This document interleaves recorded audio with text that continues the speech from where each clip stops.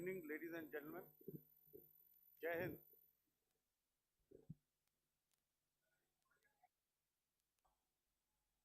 Uh, Welcome to this special press conference on Operation Sindoor. We will begin with opening statements by the three senior officers to my right here, who have been directly overseeing operations during Operation Sindoor. We have Lieutenant General Rajiv Ghai, Director General Military Operations, who will cover the aspects related to land domain. Air Marshal A.K. Bharti, to his right, Director General Air Operations, will provide insights on the air domain. And to my right is Vice Admiral A.N. Pramod, Director General Naval Operations, who will cover aspects on maritime domain. Following their briefings, we will move on to the question answer session. I now request the DGMO to commence the opening brief. Thank you, Sandeep. A very good evening to all of you, ladies and gentlemen. You are all by now familiar with the brutality and the dastardly manner in which 26 innocent lives were prematurely terminated at Pahalgam on the 22nd of April. When you combine those horrific scenes and the pain of the families that the nation witnessed with numerous other recent terrorist strikes and defenseless civilians, we knew that the time had arrived to make yet another compelling statement of our resolve as a nation. Operation Sindoor was conceptualized with a clear military aim to punish the perpetrators and planners of terror and to destroy their terror infrastructure. What I do not state here, of course, is the often stated determination of India and its intolerance to terror. It set into motion a very diligent and microscopic scarring of the terror landscape borders and the identification of terror camps and training sites. The locations that emerged were numerous, but as we deliberated more, we realized that some of these terror hubs were now bereft of any presence and had preemptively been vacated, fearing retribution from us.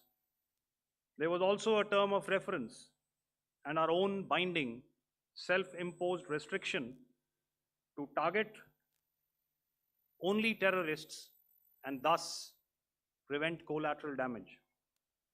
There were 9 camps that you are now all familiar with, which were confirmed by our various intelligence agencies to be inhabited.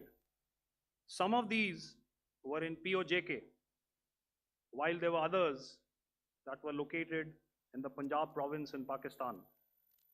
Nefarious places such as Muridke, the hub center of the Lashkar-e-Taiba, has over the years bred infamous characters such as Ajmal Kasab and the likes of David Headley. What followed was a careful scrutiny of each of these sinister locations, their layout, configuration, even the type of construction in each structure, and the terrain obtained around these.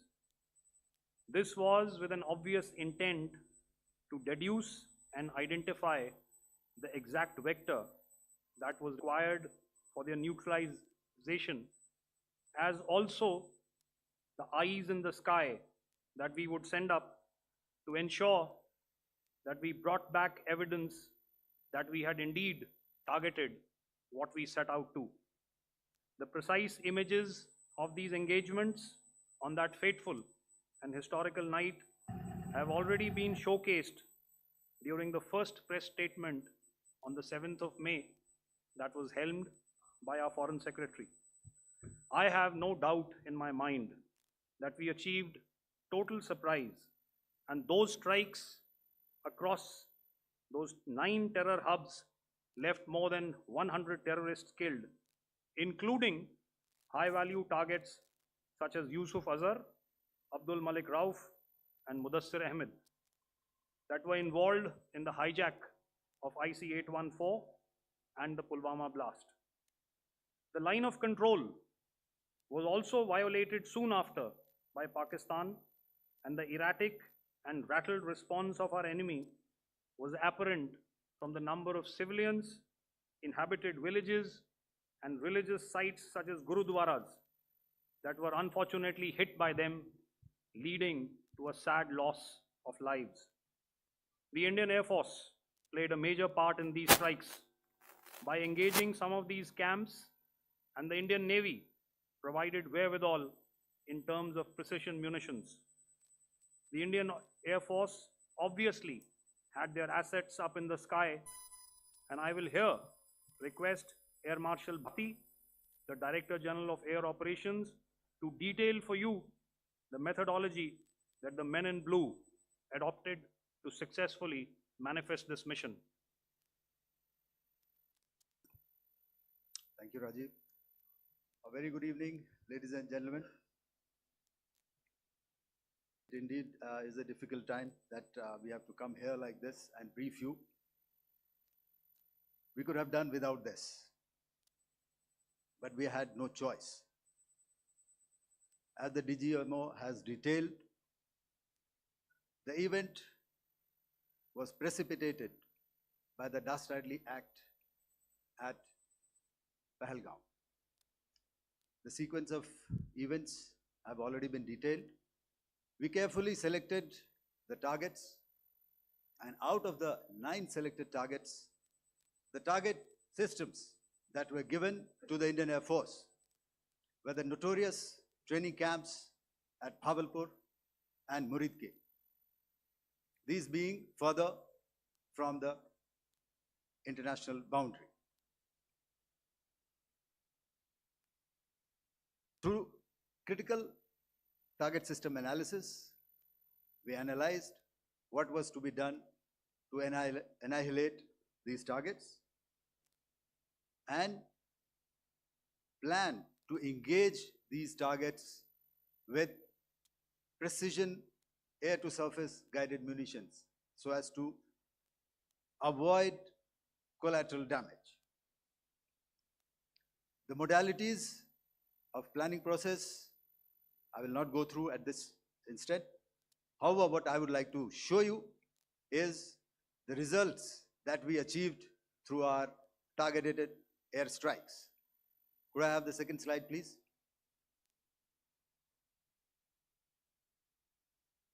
Yeah, change, please.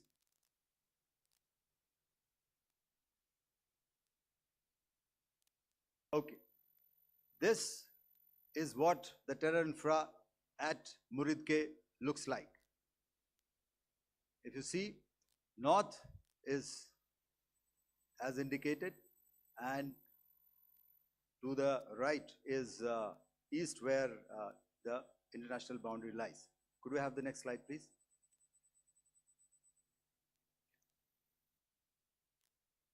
Orientating. Just go back one slide. Okay. Please have a look at this red building, the series of buildings out here, and this empty ground. Next. If you relate, the empty ground is here, and you see this is the first weapon that is impacting. This is the impact point number 1 on Muridke training camp with our precision guided weapon on early morning 7. Next, please. Keep your eyes glued for the second weapon coming in and the second impact on the selected target point. Next slide, please.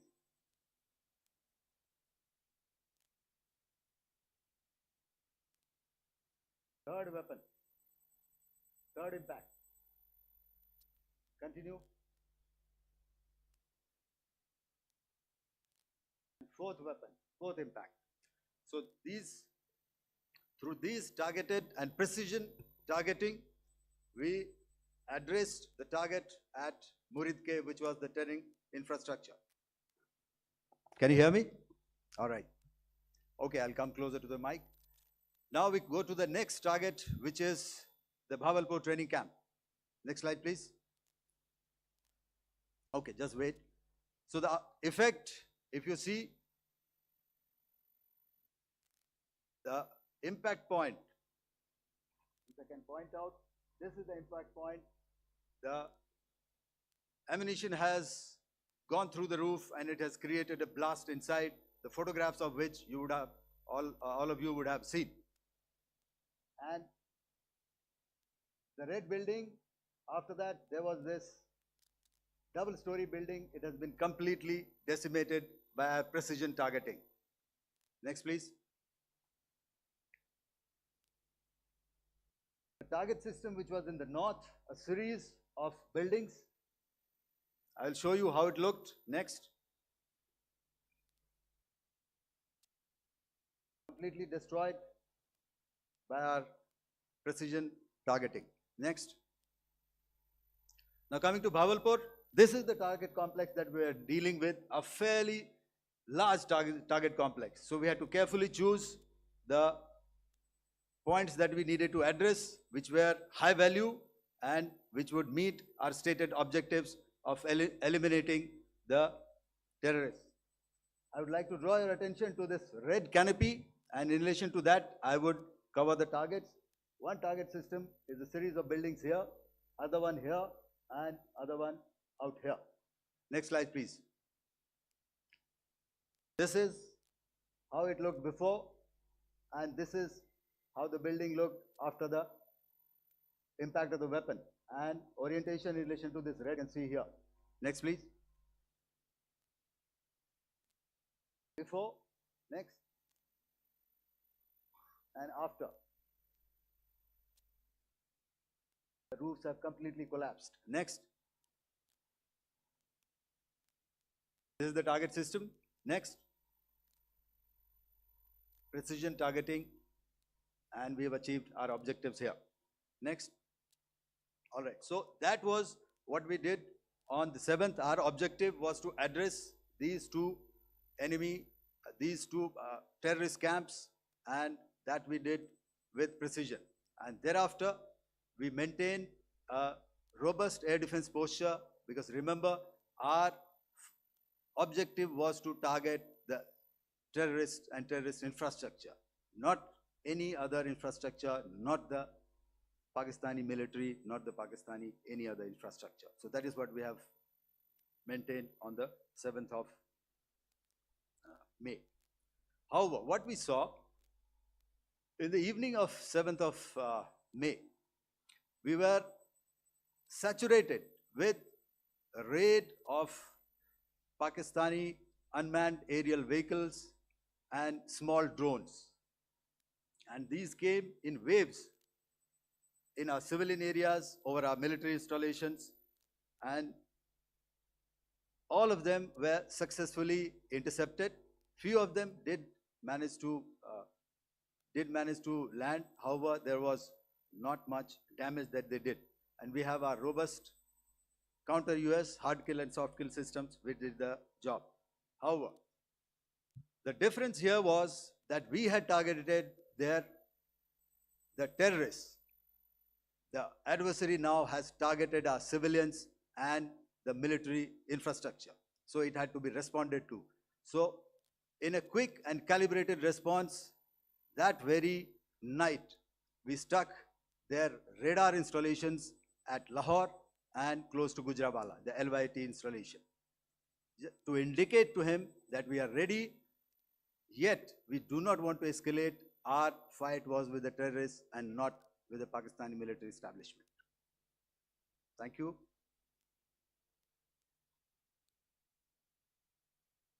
Thank you, Air Marshal Bharti. So, ladies and gentlemen, he's outlined operations not only on the night of 6th and 7th of May, when Operation Sindoor commenced, but also on the subsequent night. Being well aware and familiar with the congenital and impulsive nature of our adversary, and even though we did attempt to reach out and communicate our compulsions to strike at the heart of terror to my counterpart in the immediate wake of Operation Sindoor, the request was brusquely turned down, with an intimation that a severe response was inevitable and in the offing. We were, of course, prepared. Operations on the 7th and the 8th, Air Marshal Bharti spoken about. On the night of 8th and 9th of May, they flew drones and aircrafts into our airspace all across the borders and made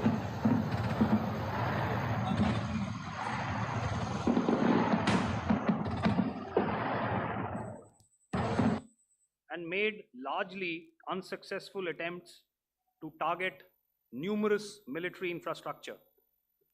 Violations on the line of control by Pakistan also commenced yet again and precipitated into fierce arty engagements. The air operations on the night of 8th and 9th of May, I'll yet again request the DG Air Operations to cover.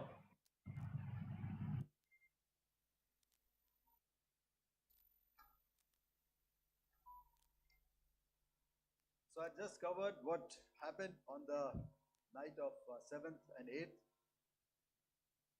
What we found that on the night of 8th and 9th, starting as early as 22:30 hours, our cities had a mass raid of drones, unmanned aerial vehicles, UCAVs, starting right from Srinagar, going down right up to Nalia. It was a mass raid in waves, and it was relentless. However, we were prepared, and our air defense preparedness ensured that there is no damage on ground or to any of the intended targets that the enemy might have planned for. The difference between 7th night and 8th night was that on 7th night, he sent in his Yeha class of UAVs. However, these UAVs can go some distance, they are armed. However, on the 8th, less numbers of armed UCAVs were there or UAVs were there, and more numbers of quadcopters, maybe for surveillance or just for harassment of civilians. This continued till midnight. Our air defense preparedness ensured that there was no damage on the ground, either to the military installations or to the civilians. However, the enemy had yet again shown that he wanted to up the ante and he wanted a fight, and we were up to the task. In a measured and calibrated response, we once again targeted his military installations, which included his SAM sites at Malirkant. This also included his surveillance radar sites at Lahore and close to Gujranwala. These were suitably addressed, and thereafter his drone attacks continued even till morning, which we countered, and during the daytime there was some respite.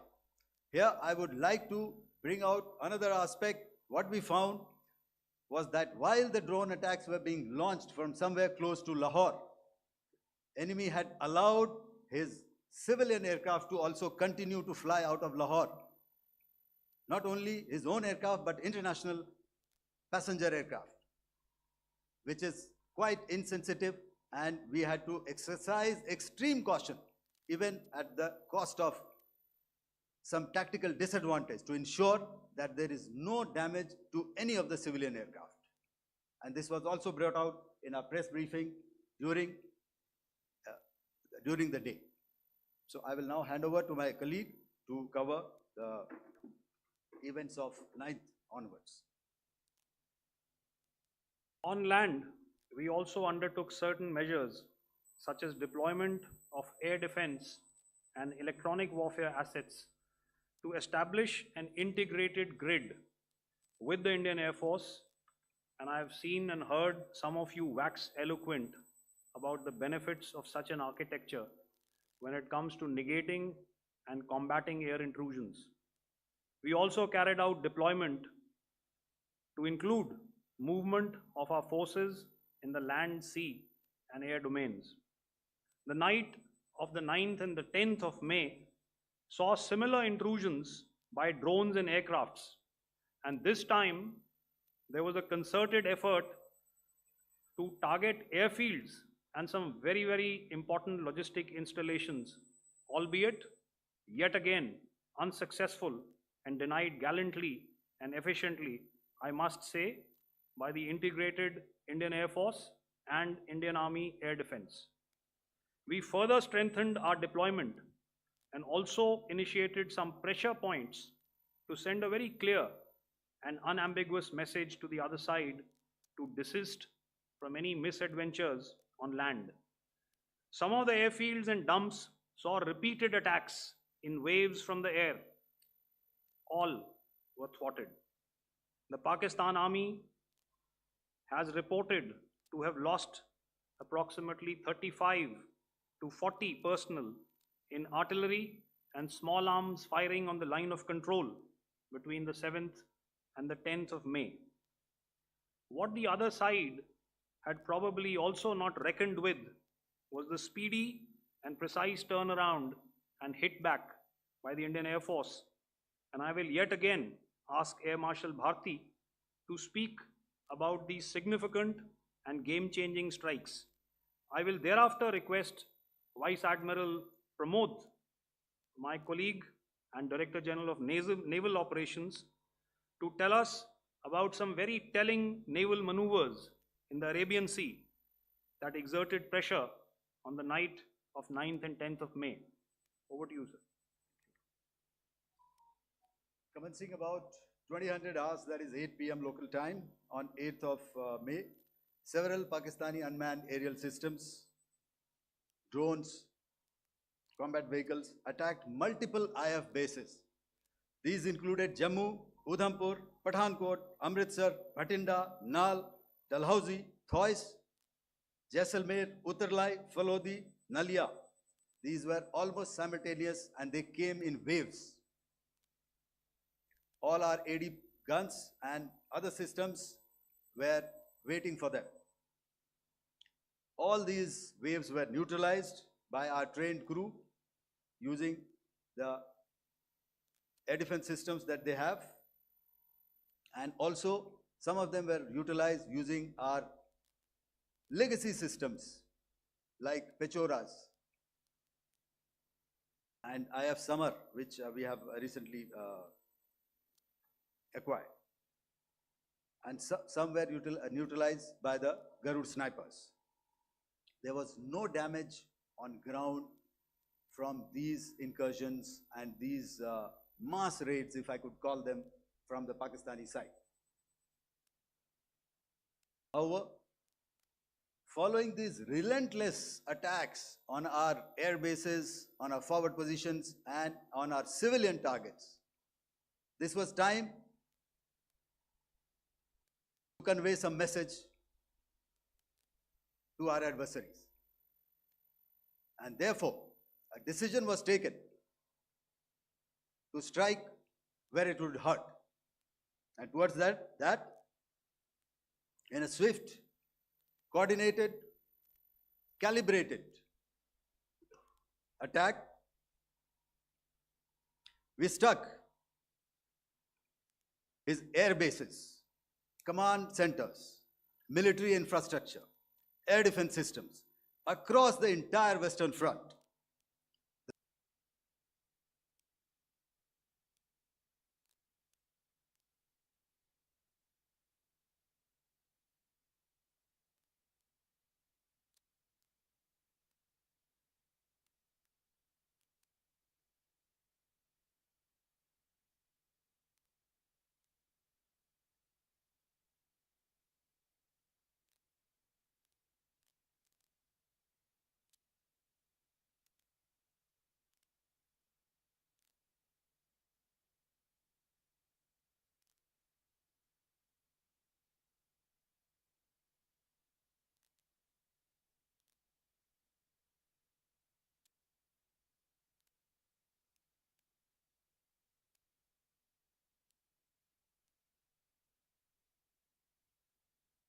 bases we struck include Chaklala, Rafiki, and mind you, Chaklala is Islamabad. Rahim Yar Khan, Sakar, sending a clear message that aggression will not be tolerated. This was followed by strikes at Sargoda, Bholari, Jacobabad.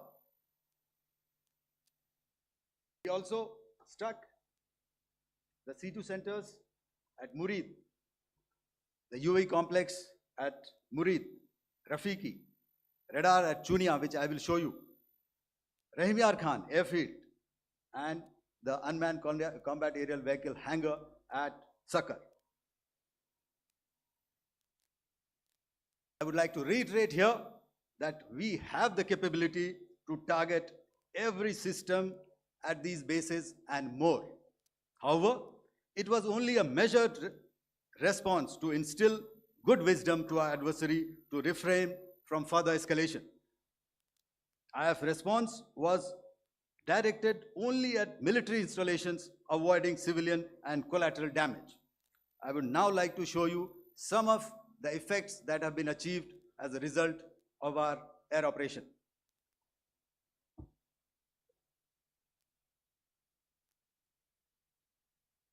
Here is the Pasrur air defense system, if you could see.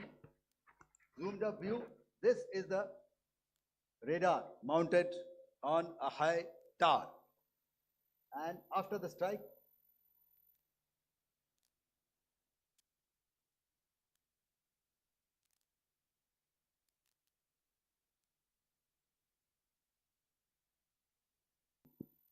thank you. Can you hear me? Yeah, thank you. And after the strike, this is what has happened. This radar has been taken out, completely burnt. Next slide, please. The Chunia air defense radar, which was taken out on 7th and 8th. This is the radar site. A blown up photograph, once again, on a tower. Not very clear, but what you see very clearly is the after effect after we have struck. The radar head has been completely decapitated. Next slide, please. Arifwala air defense radar. In this complex, you see how it looked before, blown up image, and after really blown up. Next. Now coming to Sargoda airfield. Remember, this is one of their important airfields wherein they have a lot of assets, F-16s, other assets which they keep getting, training institutes. And we have stuck this airfield. It is not, if you zoom in here, then one impact point here on the runway and second impact point of our weapon, precision weapon on the runway. And if you see this blown up, repairing going on. Same here. Next. Rahim Yar Khan. This is the area we have struck. A deep strike out here and one complex here. So this is how it looked before, and same, you see a big crater, another crater here, and this complex after strike neutralized. Next. Chaklala airfield, Noor Khan, once again a major air base, a lot of their logistic assets out here. This was the chosen complex that we intended to strike and convey a message. Next slide, please. This is how it looked before, and this is how it looked after our strike. Next. Sakar. We chose the radar site at Sakar. This is the radar site, and after it was struck, this is the aftermath, completely burnt out. Next, please. Aircraft shelter. This is how it looked before the strike, and this is how it looked after the strike. The roof of the buildings completely caved in and burnt. Next. Bholari airfield. aircraft hangar. This is how it looked before, and this is how it looked after the precision strike. Next. Jacobabad aircraft hangar, and this is how it looked after. Next. So what I'm trying to convey here, ladies and gentlemen, is to start with, our fight was neither with the Pakistani military nor with anybody else who's there on the other side. Our fight was with the terrorists. We neutralized the terrorists that we selected to be neutralized, and thereafter, we only maintained the air defense posture. However, we were relentlessly pounded by waves after waves, night after night, by his UCAVs, by his drones, and by his other unmanned aerial systems. And that left us with no choice but to retaliate, and yet our retaliation was calibrated, it was graduated, and it was proportionate. Thank you.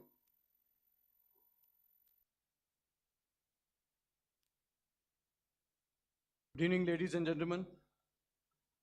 In the aftermath of the cowardly attacks on innocent tourists at Pahalgam in Jammu and Kashmir by Pakistani-sponsored terrorists on 22nd April, the Indian Navy's Carrier Battle Group, surface forces, submarines, and aviation assets were immediately deployed at sea with full combat readiness in concert with the Joint Operation Plan of the Indian Defence Forces.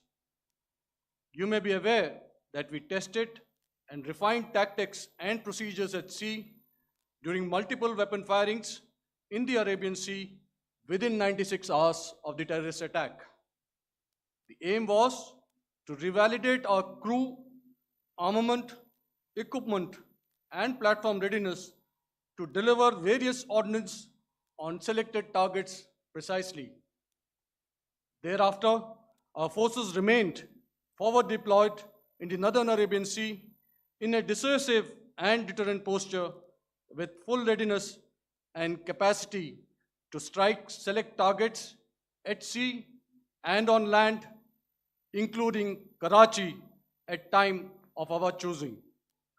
The forward deployment of the Indian Navy compelled Pakistani naval and air units to be in a defensive posture, mostly inside harbors or very close to the coast, which we monitored continuously. The Indian Navy maintained seamless maritime domain awareness throughout the duration and was entirely aware of the location and movement of Pakistani units. In effect, we had and continue to have good battle space transparency using our maritime domain awareness grid. As you are aware, our response has been measured, proportionate, non-escalatory, and responsible from day one. Accordingly, the calibrated approach considered all options, including the ability of the Indian Navy for offensive action from and at sea. As part of this escalation control mechanism, the application of force by the Navy was planned in a synchronized manner in coordination with the Army and Air Force, the highlight being teams from the three services working closely in an integrated manner. Along with the kinetic actions by the Indian Army and Indian Air Force, the overwhelming operational edge of Indian Navy at sea contributed towards Pakistan's urgent request for a ceasefire yesterday. As we speak, Indian Navy remains deployed at sea in a credible deterrent posture to respond decisively to any inimical action by Pakistan or Pakistan-based terrorists. Thank you. Samno Varna, Jai Hind. Now I'll hand over to Director General Military Operations for further proceedings. Ladies and gentlemen, on the 10th of May, in the morning, even as we were getting into a huddle to wargame the events of the previous night, a routine exercise, I received a message on hotline from my counterpart in Pakistan seeking my willingness to communicate. Since our initial aim was to strike at terror camps, and all our actions in the subsequent days were in response to the intrusions and violations by the Pakistan Air Force and its army, it was decided that I would indeed speak with my counterpart. You are already aware, I've seen it being covered on national television, that my communication with the Pak DGMO was conducted at 15:35 hours yesterday and resulted in cessation of cross-border firing and air intrusions by either side with effect from 1700 hours 10th of May, after he proposed that we cease hostilities. We also decided to further speak on the 12th of May, that's tomorrow, at 1200 hours, to discuss the modalities that would enable the longevity of this understanding. However, disappointingly, and must I add,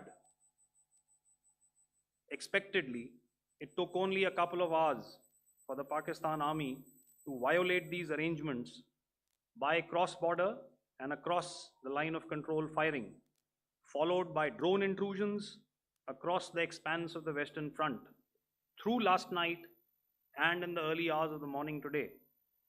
These violations were responded to robustly and dealt with as they must be.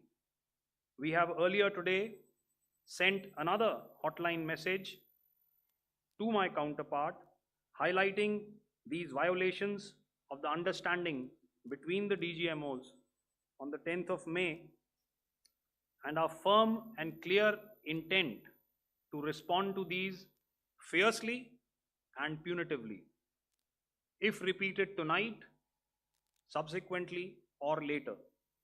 In this regard, I must inform all of you that the Chief of Army Staff has earlier today conducted a security review and has granted full authority to our Army commanders for counter actions in the kinetic domain in case of any violation by Pakistan.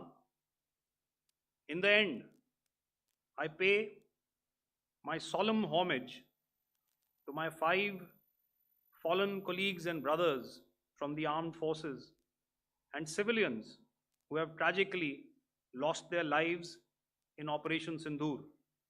Our hearts go out to the bereaved families, and we express our solidarity to them in this lifetime and beyond, at this grave juncture in their lives. Their sacrifices shall always be remembered and spoken of in glowing terms by a grateful nation. We have thus far, ladies and gentlemen, exercised, and my colleague Pramod highlighted this, immense restraint, and our actions have been focused, measured, and non-escalatory. However, any threat to the sovereignty, territorial integrity, and safety of our citizens will be met with decisive force. Jai Hind. Okay, ladies and gentlemen, we are now open for questions. All right, now since I would not know all of you, I would expect you to please raise the placard or your hand, and once I indicate, I expect you to please give out your name and the media group that you belong to. Keep your questions short so that we can take as many questions as possible. Also, ladies and gentlemen, kindly bear in mind that confidential aspects may not be answered by the 3 DGMOs. Right. I've got a lot of hands here. Let me start from the left. Left foot always in front when we start marching. So here we have to the left, okay, yeah, 238.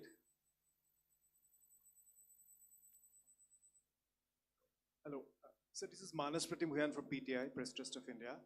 So the understanding that was reached yesterday on stopping the military operations and actions, was it for just 3 days? And what would be the cost escalation if there is violation of this understanding by the Pakistani side? And my subsequent question would be that we have a kind of ceasefire agreement with Pakistan that was finalized in 2003. So will there be some kind of similarities in frameworks between the two kind of understandings, 2003 ceasefire agreement and the current understanding on stopping military operations? And again, what are the cost that will be incurring on Pakistan if Pakistan again resorts to this kind of terrorist activities, because we have made it very clear that the cost will be very high. So I would like to have your thoughts on it. Okay, so I'll answer the latter part of the question first. I also want to add that while the initial ceasefire agreement, as you correctly pointed out, is of the 2003 vintage, but I must remind you that in 2021, in the month of February, and this was then when the crisis in eastern Ladakh was also on, the two DGMOs had spoken and arrived at a ceasefire understanding that lasted right up until this unfortunate attack at Pahalgam. Once our Foreign Secretary had announced the decisions of the CCS in the immediate wake of that attack, he had announced certain measures, and then of course Pakistan had in turn made its own announcements. Since then, there have been certain violations of this ceasefire understanding, and of course after the 7th of May, like I pointed out during my statement, that there have been numerous violations on the line of control especially, and of course along the international boundary by the Pakistan Army and the Pakistan Air Force. This understanding that we spoke about yesterday, no, it was not for 3 days.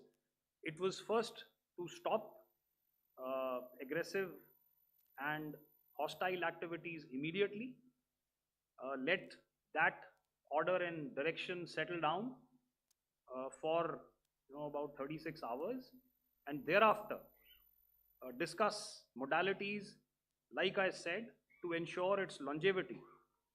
That is tomorrow on the 12th of May. But unfortunately, we had a violation starting at approximately 1900 hours last night, and we've sent a communique, like I said, to the Pakistan Military Operations Directorate, and we will await what happens tonight.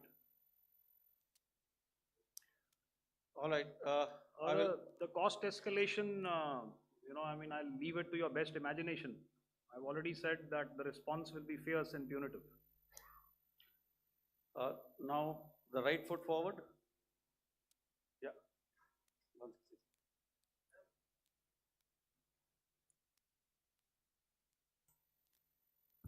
Sir, I'm Ajit Dubey from ANI, sir. Sir, my question is that you talked about the loss of lives to the Pakistan army, that was around 35 to 40 kills secured by the Indian army. Sir, can you tell us what would be the total loss of life to the Pakistan army in both army and air force attacks, sir? And how good was the performance of the BrahMos, Scalp and the S-400 during the operations? And sir, since we have, sir, just one line. No multiple questions, please. Sir, all right. and since sir, we have achieved such a spectacular, we have made good achievements in this entire operation. Can we say that we have emerged victorious, or we have a big upper hand over the Pakistanis in this entire conflict? Thank you very much, sir. So I'll answer the question about the loss of lives on the other side. Of course, there are various means to ascertain that number. There is information from various agencies that come in. There are, of course, on the line of control, other ways to find out as to what has been the effect of what you are doing there in ceasefire violations. So therefore, I mentioned 35 to 40 on the line of control, and please remember that once Operation Sindoor was launched, the responses of the Pakistan Army were also on Indian Army or the Indian Armed Forces infrastructure. Let me put it that way. So that's why I did not cover casualties of the Pakistan Army, at least in the initial phases of battle, because those were not our targets. Our targets were terror oriented. And of course, later, once they launched air intrusions and air operations on our infrastructure, we've used heavier weapons, and of course, there would have been casualties, but those are still being assessed. The effects of the weapons that you mentioned, I will request Air Marshal Bharti to apprise all of you about those. Good evening, Mr. Ajit. How are you? Ajit, okay, the meeting after some time. I never mentioned about any of the weapons that we used. Check. Okay. What I was saying, that I never mentioned of any of the weapons, the caliber that we used. All right, so we'll leave it at that. Those are matters of operational details which I would not like to go into. But suffice to say that whatever methods and whatever means we have chosen, it had the desired effects on the enemy targets. How many casualties? How many injuries? Well, to start with, our aim was not to inflict casualties, but in case there have been, it is for them to count. Our job is to hit the target, not to count the body bags. In the last part of your question, I wonder if you read out the tweet on ADGPI at midnight once we'd done what we had to in Operation Sindoor. And that's credit to my friend here on the left. Justice has been served, Ajit. That is all that I will say. Ajit, I'll request you to, refrain putting words into his mouth. All right. Yeah, I'll come back to the left. 147. Sorry, 47. No, 47. Did I see it here or? Yeah. Good I evening, saw it there. gentlemen. Sorry, 147, I saw it there. Sorry. Yeah, since I've already said 147, start please. Hi, sir. Good evening. This is Shivam Patel from Reuters News Agency. Thank you for giving me the opportunity. My question, sir, is how many military targets did Indian Armed Forces strike in Pakistan in response to the attacks from Pakistan? How were these targets selected? And how many troop casualties have been there in total on both sides, if you give details? Thank you. I'm sorry, where are you? I haven't spotted his. His to the Yeah. right. Okay. Can you just repeat that for me, please? Sure, sir. So my name is Shivam Patel. I'm from Reuters News Agency. My question is, how many military targets in total did the Indian Armed Forces strike in Pakistan in response to the attack from Pakistan? How were these targets selected? And how many troop casualties have been there on both sides, if you can? So you're speaking of the targets that I mentioned in the wake of the attack at Pahalgam, right?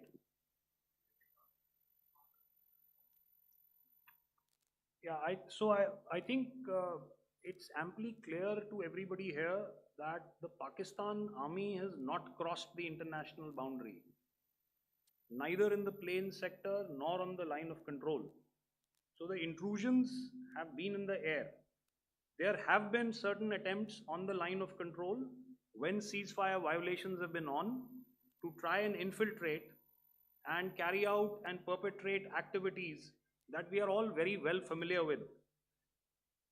Whether these are by terrorists or by the Pakistan Army or its special forces and commandos is difficult to say, but each of these have been effectively thwarted.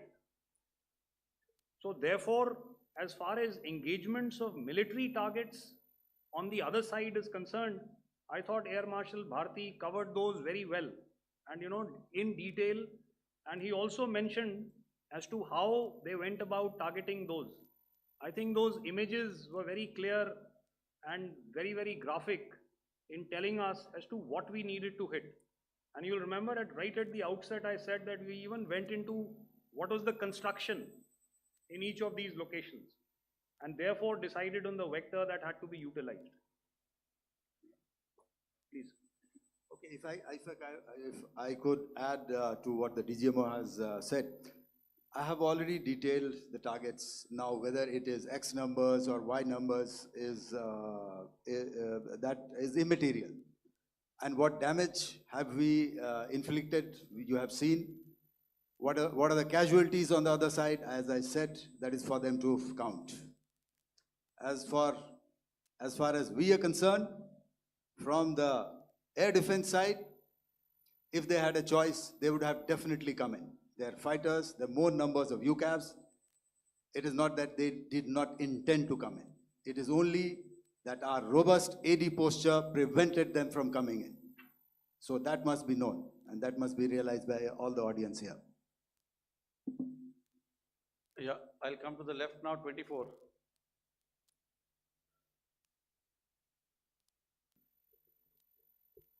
Good evening, sir. This is Anvesh Rath from Z. Sir, I wanted to know on the first briefing, which was done by FS and two representatives from Air Force and Army, you showed a list where there was 21 places in that list. You have stuck 9. Are more operations going to be held? Is Operation Sindoor still on? And the second question, thank you, sir. Thank you so much. And also, I want to congratulate all three of you for a fantastic operation that you guys have done. Thank you so much. Thank you so much for that one question. Yeah. Sir, the question.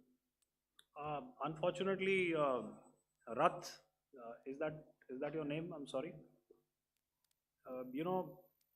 As far as operational details are concerned, I am not in a position to share those right now.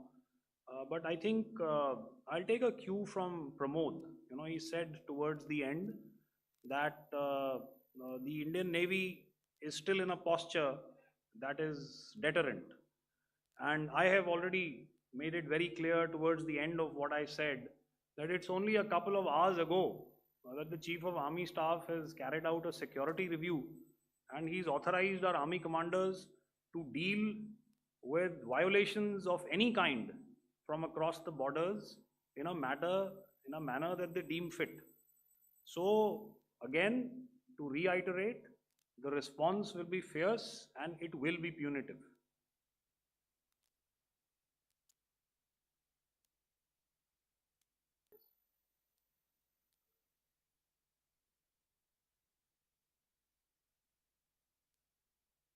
I'll go back this side now.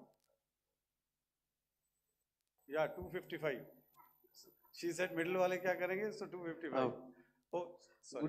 Good evening, sir. Yeah, 255. I'm Shailesh from National Defense. Please allow me, first of all, to pay my gratitude for protecting us Indians. Thank you very much. Sir, since the enemy has been talking about taking down our aerial platforms, it would be deemed fit in case we can reveal that we have taken down their fighter jets. What could be the number? Though you said that they may be not good to reveal the platforms, but since this has come from various quarters in Pakistan, so I believe that we need to answer, in case if you can, sir, if you may allow. The question is for me? Yes, sir. Okay, and if I get it right, you want to know how many of their planes we have downed? Yes, sir. Yes, sir. All right. See, as I said, their planes were prevented from coming inside our border. All right. So we do not have the wreckage with us, but definitely we have downed a few planes. Numbers, we would not like to hazard a guess out here. Okay. I have the numbers, okay, and we are getting into the technical details of it to establish it. So I would not like to put a figure at this time, but definitely there are losses from their side which we have inflicted. Were they, Please don't ask. were they fourth generation plus, sir? No, See, sir, you're putting words into my mouth. Why do you say fourth generation? Let us make it high tech. Thank you so much, sir. all Thank right. Yeah, 163.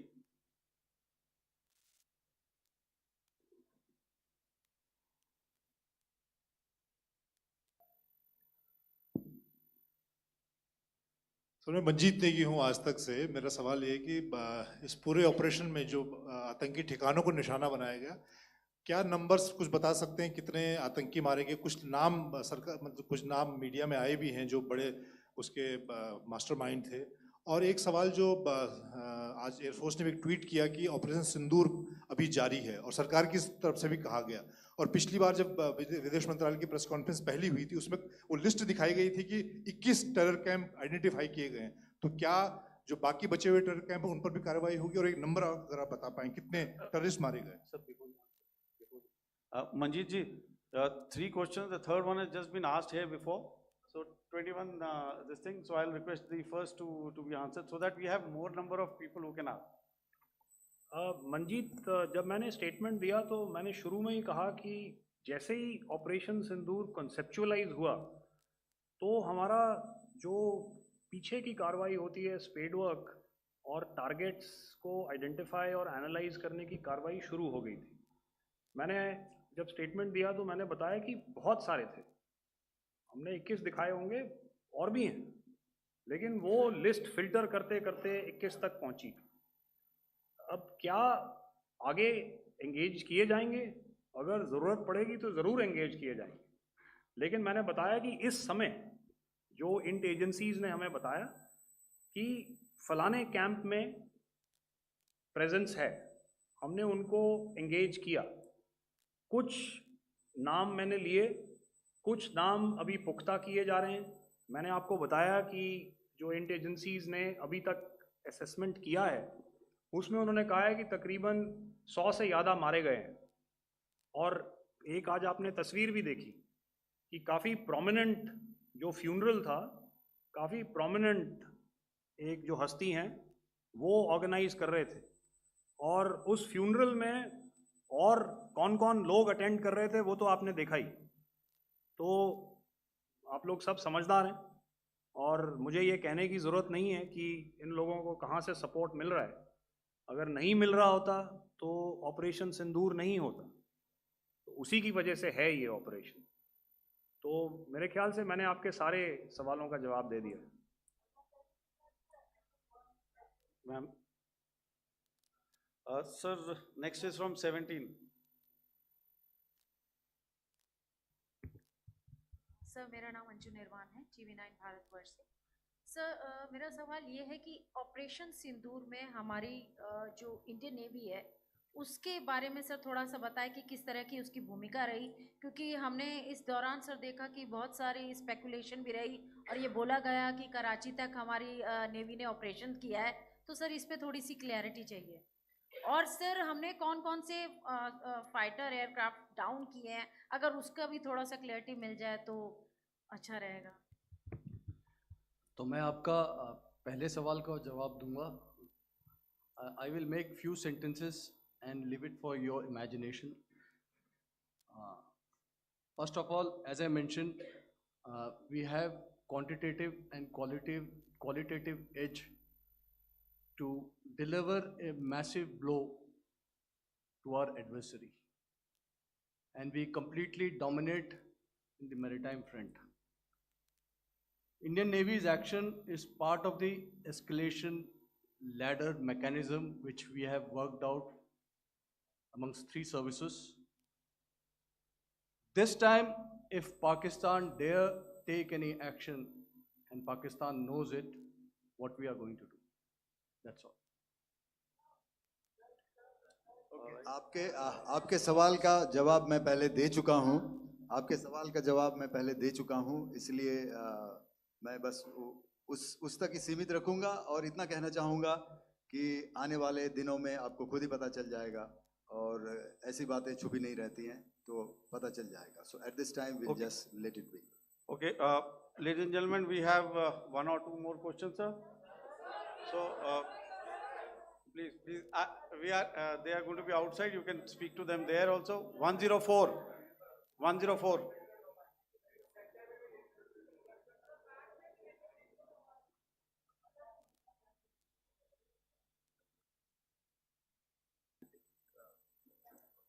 Yeah, ask. Sir, Dinakar with the Hindu newspaper. Are Sir, you surprised that you got this question? No, sir. Just look. Sir, can you give a number of assets we lost, because there's been a lot of speculation going on, international media writing a lot of things about our platforms, including Rafales. I mean, Pakistan claiming that Rafale has been downed, etc. Can you put that question to rest and clarify on that? I guess that question is for me. All right, I'm happy that you've asked this question. You know, we are in a combat scenario, and losses are a part of combat. The question that you must ask us, okay, and indeed that we must ask ourselves, you inclusive, is have we achieved our objectives? Have we achieved our objective of decimating that terrorist camp? And the answer is a thumping yes. And the results are for the whole world to see. As for the details, what could have been, how many numbers, which platform did we lose?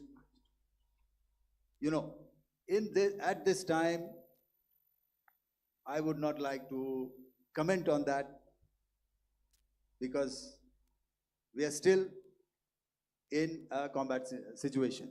And if I comment on anything, it will only be adversary. So we don't want to give him any advantage at this stage.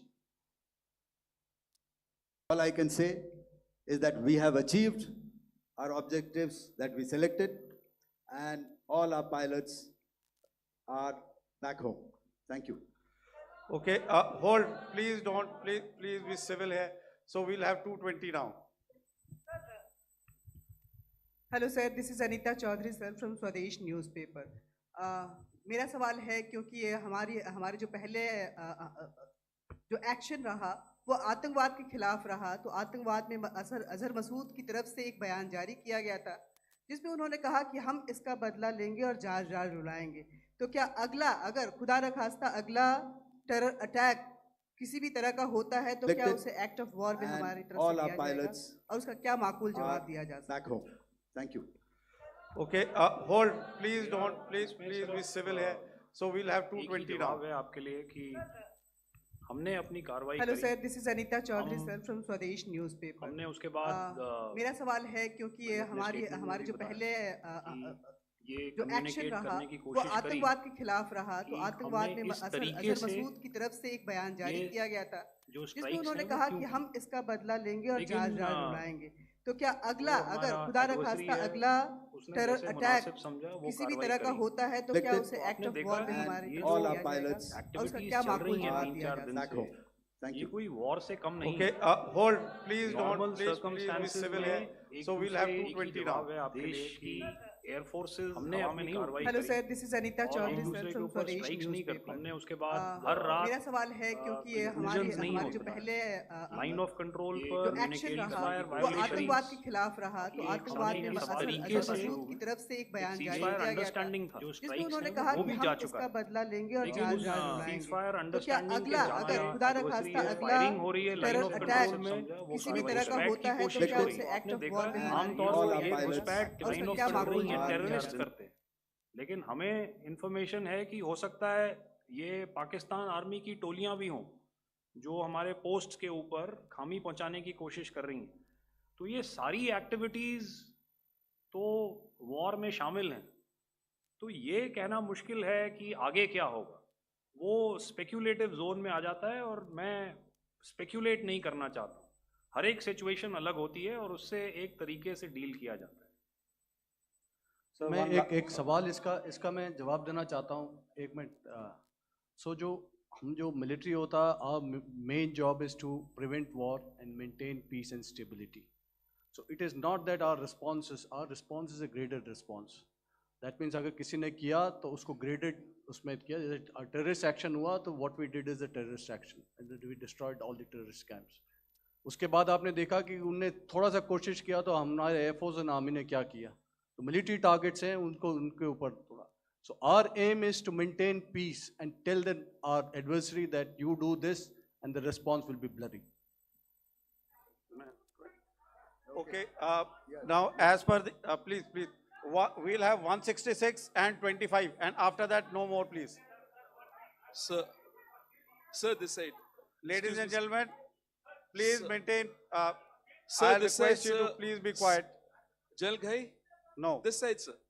We have only two Sir, questions left, 166. Yeah, please start. So I'm Rahul Singh from Hindustan Times, sir.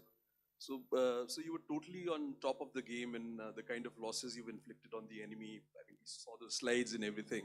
So it kind of comes across that you were batting it 99 and you decided to declare your innings. What are your thoughts on that, sir?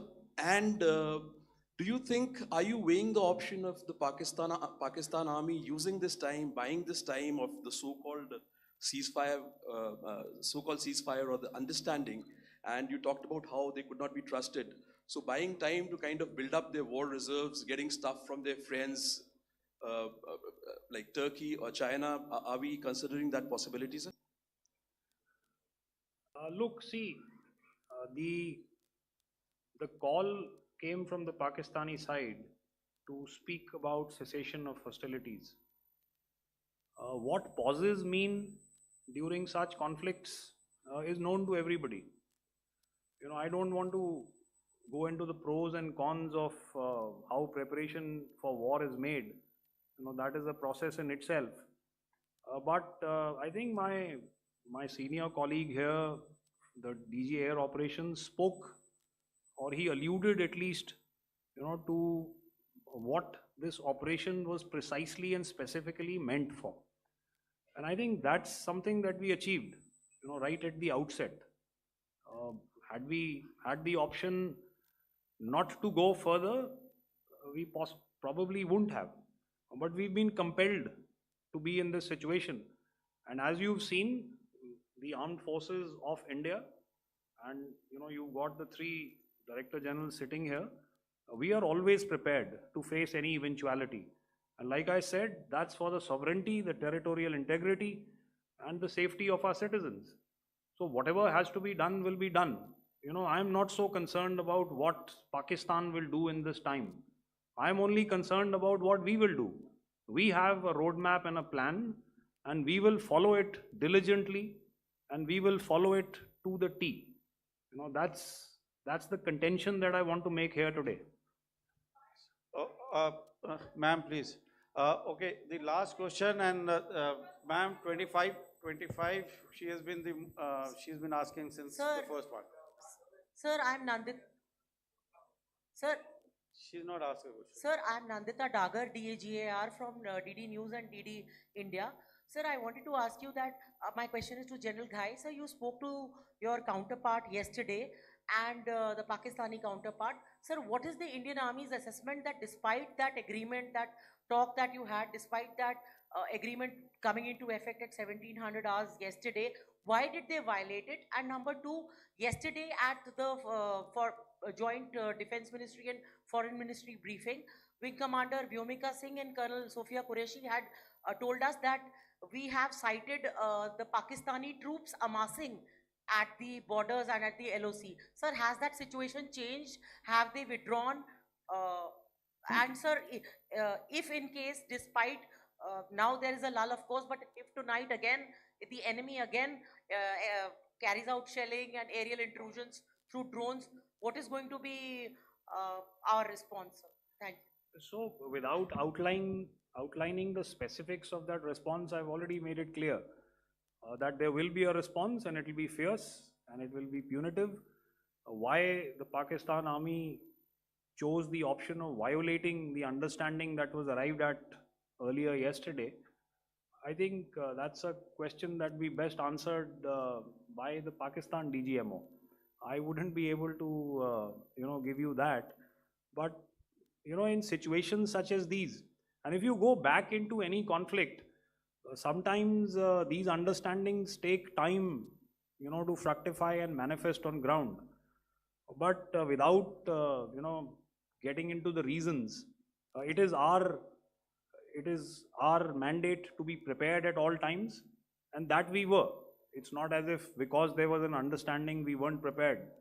I must tell you that the armed forces were on a very, very high alert, and they continue to be in that state even as we speak. Oh, all right. Ladies and gentlemen, please, ma'am, please. Okay, thank you so much for coming today. Those who have missed asking a question, those who have missed, see, I knew I'll grab this attention from you like this. Those who have missed the opportunity to ask a question can give me a written one. I will definitely get back to you with that. And also, they are they are invited for a cup of tea in my office day after tomorrow. Thank you, ladies and gentlemen, for coming. Thank you. Thank you very much. Jai Hind. Jai Hind.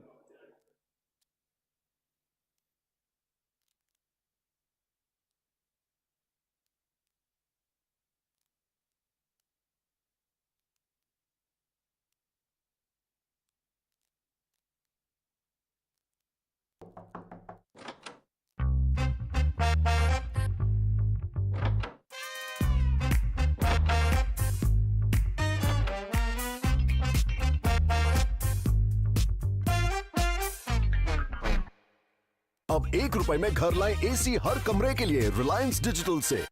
Embrace the power of knowledge at Sanskriti University with tradition and culture of Holy City Mathura to achieve excellence in your life. Sanskriti University offers courses in more than 70 disciplines for diploma, undergraduate, postgraduate and PhD. Start your enthralling career with Sanskriti University and be the leader in India's growth story. Visit www